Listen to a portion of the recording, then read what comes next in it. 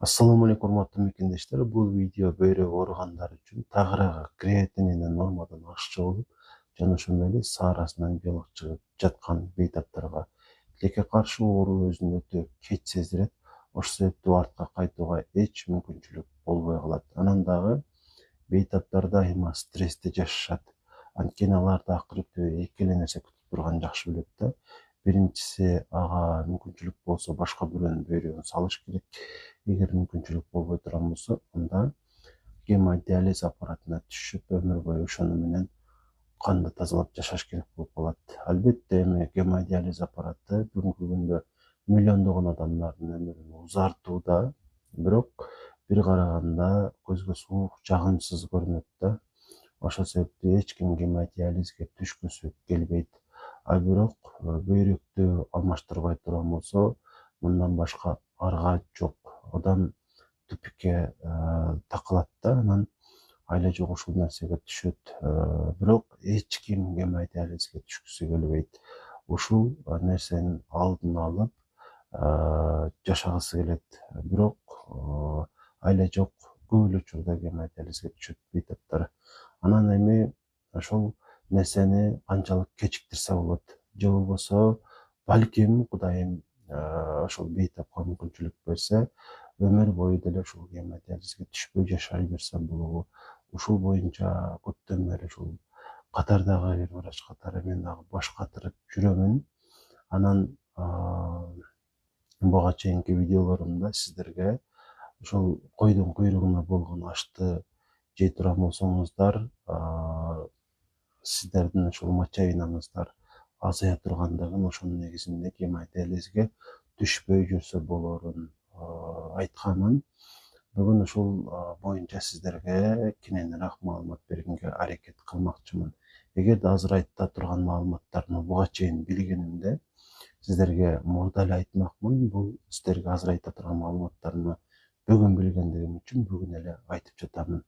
Ошол себептүү эгерде сиздерде ушул маселе болуп турган болсо, акырына чейин угуп, айтылган сунушту аткарышыңыздар керек болот. Аткаргандан кийин Кудайым буйрса, гемодиализге түшпөй жашай берүүгө сиздерде мүмкүнчүлүк болот. Сиздердин ушул креатиниңиздер канча көбөйсө дагы, 300 болобу, 400 болобу, балким андан да көп болуп кетсе дагы, ошол аппаратка түшпөй жүргөнгө мүмкүнчүлүк болот демекчимин. Анан негизи эмне кылыш керек бейтап? Бейтап көп нерсе кылыш керек. Негизгиси өзүнүн ден соолугуна көңүл буруш керек да. Анан Кудайдан бир үмүт үзбөш керек да. Ошол жаратканга ар дайым кайрылып, андан ушул мүмкүнчүлүгү толук чектелип калышынын алдын алып турушун сурап туруш керек. Эми пенде болгондон кийин баарыбыз деле ушул жаратканга кайрылуу дайыма болсо, андан жардам сөзсүз түрдө болот. Ошол себептүү жаратканга кайрылып, дайыма андан жардам сурайлы. Андан кийин анализдерди көзөмөлдөп туруш керек.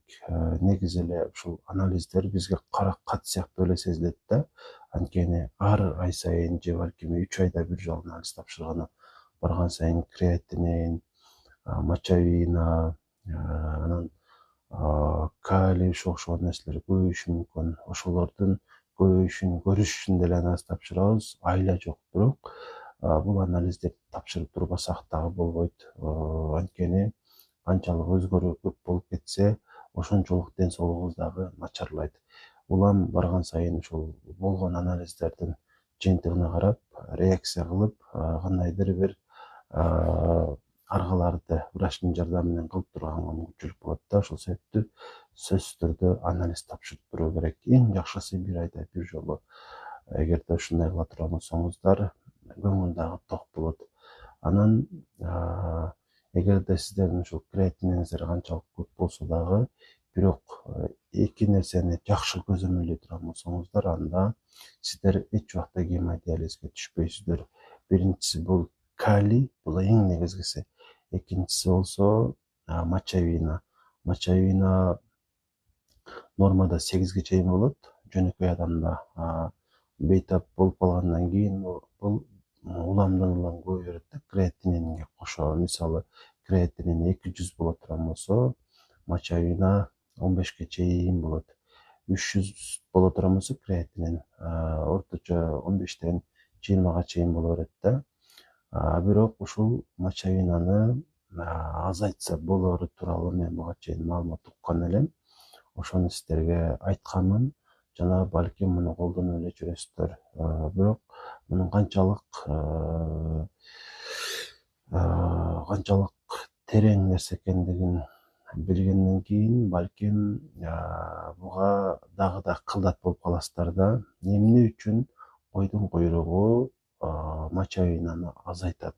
Ушуну жакшылап билип алалы. Биринчиден, койдун куйругу бул өтө чоң энергия да. Негизи эле 3 түрдүү азык, биз 3 түрдүү азык менен тойнобуз го. Углевод, белок, анан май. Булардын ичинен май эң күчтүүсү. Аз өлчөм болсо дагы бул көп энергия берет бизге.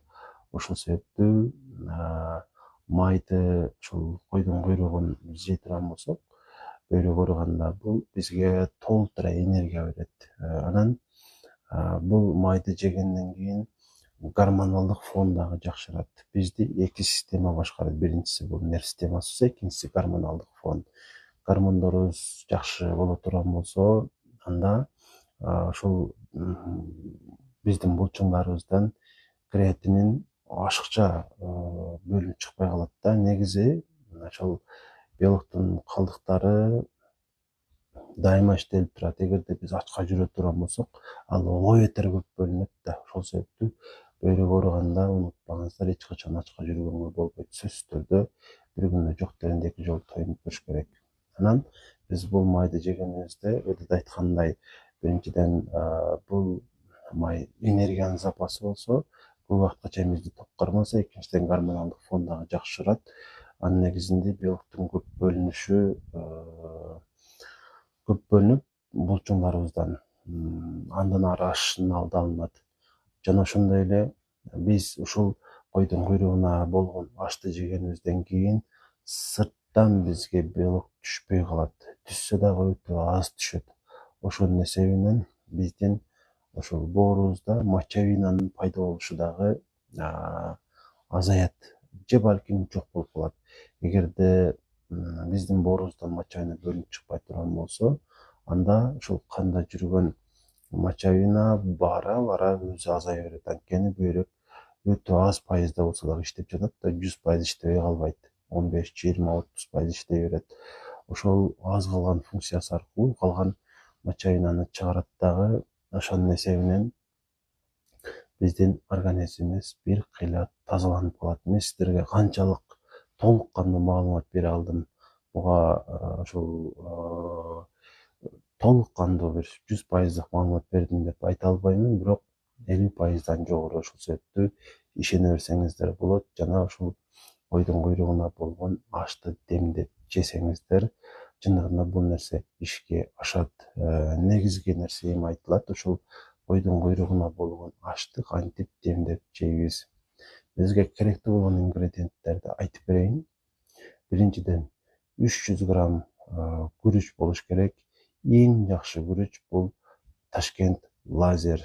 Ошол Ташкент лазерден 300 грамм аласыздар.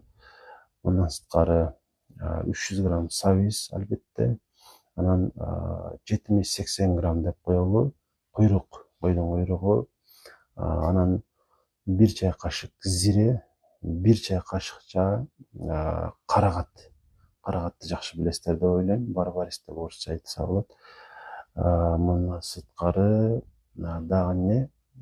Туз албетте, бирок өтө аз.